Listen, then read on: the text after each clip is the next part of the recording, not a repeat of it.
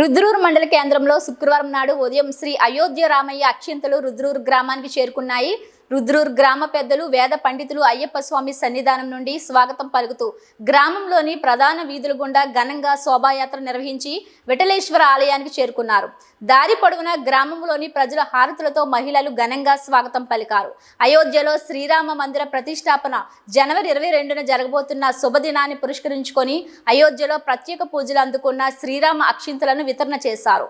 ఈ కార్యక్రమంలో జెడ్పీటీసీ నారోజీ గంగారం, సర్పంచ్ ఇందూరు చంద్రశేఖర్, గ్రామ పెద్దలు చిదుర వీరేశం, పత్తి రాము తదితరులు పాల్గొన్నారు.